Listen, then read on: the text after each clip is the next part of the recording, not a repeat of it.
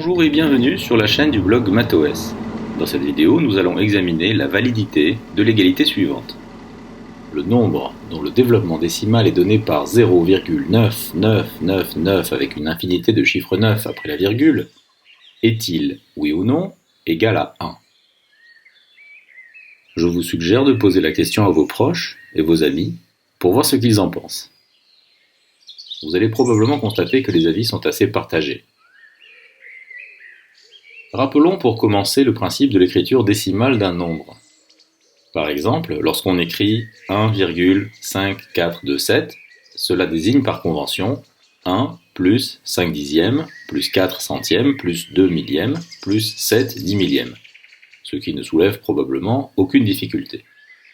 En revanche, le fait d'écrire un développement décimal comportant une infinité de chiffres après la virgule est tout de suite beaucoup moins clair. Que doit-on comprendre lorsqu'on voit écrit 4,123, 123, 123, etc. avec cette séquence 1, 2, 3 qui se répète une infinité de fois?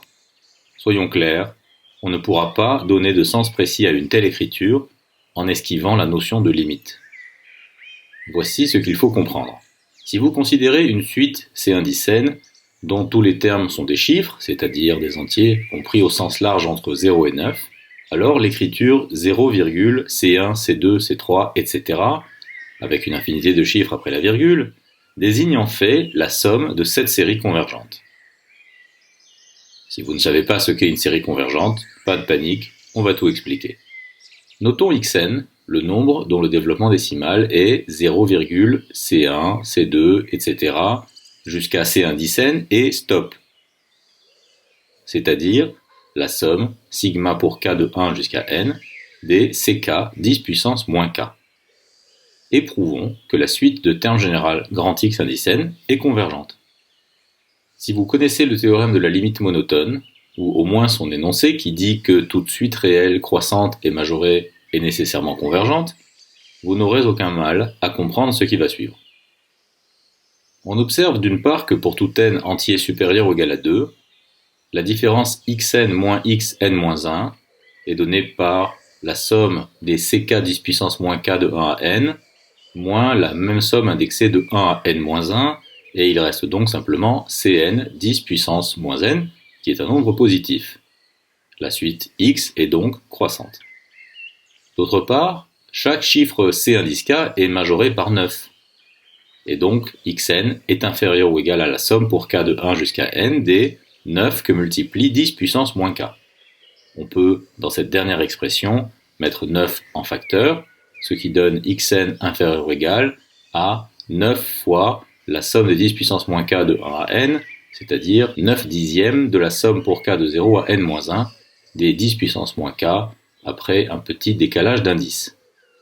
Or, cette dernière somme est géométrique, de raison 1 dixième. Et donc, d'après la formule habituelle pour les sommes géométriques, on voit que xn est inférieur ou égal à 9 dixièmes que multiplie 1 moins 10 puissance moins n sur 1 moins 10 puissance moins 1.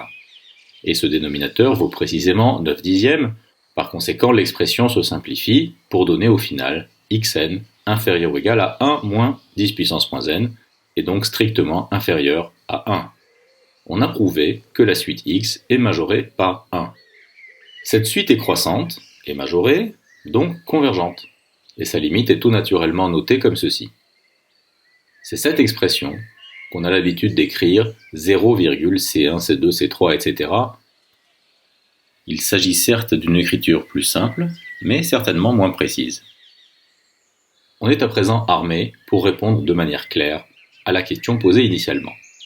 Il s'agit évidemment d'un cas particulier de ce qu'on vient de voir. C'est celui où les chiffres C1 sont tous égaux à 9. Par conséquent, 0,999, etc., une infinité de chiffres, désigne en fait la limite lorsque n tend vers l'infini de la somme pour k variant de 1 jusqu'à n de 9 que multiplie 10 puissance moins k. Et nous avons expliqué que cette somme valait 1 moins 10 puissance moins n. Moralité, 0,999, etc. est égal à la limite lorsque n tend vers l'infini de 1 moins 10 puissance moins n, ce qui fait exactement 1. Et voilà. pourrait en rester là, mais je vous propose de pousser le bouchon un cran plus loin. Tout nombre réel possède une écriture décimale. Voici la formule qui donne accès à son nème chiffre décimal. Cn de x est égal à la partie entière de 10 puissance n que multiplie x, moins 10 fois la partie entière de 10 puissance n-1 que multiplie x. Ce symbole désigne, t étant un réel quelconque, la partie entière par défaut du nombre t, et je vous invite à consulter si nécessaire une autre vidéo de cette chaîne qui est dédiée à cette notion. Le lien est dans la description. Par exemple, si l'on choisit le nombre pi, on trouve pour les 5 premiers chiffres décimaux les valeurs 1, 4, 1, 5 et 9. Et ça continue. On peut montrer qu'avec ces notations, le réel x est égal à la somme de sa partie entière et de la somme de la série de termes générales ck de x 10 puissance moins k. La démonstration n'est pas difficile et je vous propose que nous la regardions en détail. La première chose à voir, c'est que x est égal à la limite, quand n tend vers l'infini, de 10 puissance moins n, partie entière de 10 puissance n fois x. Pour le comprendre, commençons par examiner un exemple. Vous allez voir que c'est assez intuitif. Prenons le nombre racine carrée de 2, dont le développement décimal commence ainsi: 1,4, 1, 4, 2, 1, 3, 5, 6, 2, etc. Si l'on multiplie par 10 puissance 5, cela a pour effet de déplacer la virgule de 5 rangs vers la droite.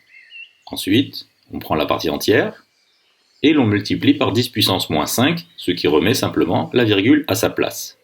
On a ainsi obtenu une valeur approchée de racine carrée de 2 à 10 puissance moins 5 près. Et on imagine bien qu'en faisant cela avec n quelconque et pour un réel x quelconque, on obtiendra une valeur approchée de x à 10 puissance moins n près. Et c'est ainsi que la suite de termes général 10 puissance moins n partie entière de 10 puissance nx va converger vers x. Maintenant, reprenons cela de manière rigoureuse. On part de l'encadrement caractéristique bien connu qui dit que tout réel grand A est compris entre sa partie entière et l'entier suivant, l'inégalité de gauche étant large et celle de droite étant stricte. Il en résulte que pour tout n entier naturel, 10 puissance nx est compris entre sa partie entière, au sens large, et sa partie entière plus 1, inégalité stricte. En multipliant chaque membre par 10 puissance moins n, on obtient ceci. Notons Qn ce nombre. En retranchant Qn à tout le monde, on voit que x moins Qn est compris entre 0 et 10 puissance moins n. Et le théorème d'encadrement montre alors que la suite de termes général x moins Qn converge vers 0, ce qui revient exactement à dire que la suite de termes général Qn converge vers x. Posons maintenant, pour tout k entier supérieur ou égal à 1, ck de x égale partie entière de 10 puissance k fois x moins 10 fois la partie entière de 10 puissance k moins 1 fois x. En divisant tout par 10 puissance k, on voit apparaître cette égalité, et le truc, c'est que cette différence se télescope. On obtient, après simplification, la somme pour k de 1 à n des ck de x sur 10 puissance k égale partie entière de 10 puissance n fois x sur 10 puissance n moins la partie entière de x. Autrement dit, Qn est égal à la partie entière de x plus la somme de k égale à 1 n des ck de x sur 10 puissance k. Et pour finir, en faisant tendre n vers l'infini, et vu que le membre de gauche converge vers x, comme on l'a expliqué plus haut, on obtient la formule annoncée. Ceci s'appelle le développement décimal propre de x. Ce que nous avons vu dans la première partie de la vidéo suggère qu'il n'y a pas, en général, unicité du développement décimal pour un réel. Le réel 1 peut s'écrire d'une part comme ceci, et c'est son développement décimal propre, mais il peut aussi s'écrire comme cela. Et on imagine bien que si ce problème se produit avec le nombre 1, il doit certainement se produire pour d'autres nombres. C'est ainsi que, par exemple, le rationnel 123 centièmes s'écrit 1,23, mais aussi 1,22999, etc. Et maintenant qu'on a compris le coup, il n'est pas difficile de produire d'autres exemples similaires. On peut montrer que les réels pour lesquels on n'a pas unicité du développement décimal sont les nombres de la forme n sur 10 puissance p avec n et p entiers naturels arbitraires. On les appelle les nombres décimaux.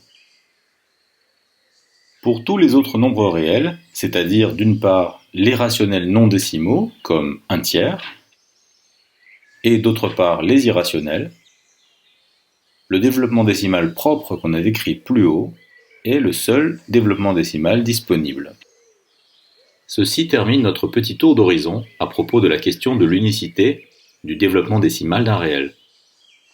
Si vous avez des questions ou des remarques relatives au contenu de cette vidéo, n'hésitez pas à les poster en commentaire. Pour ma part, je vous donne rendez-vous très bientôt sur cette même chaîne pour de nouveaux exposés.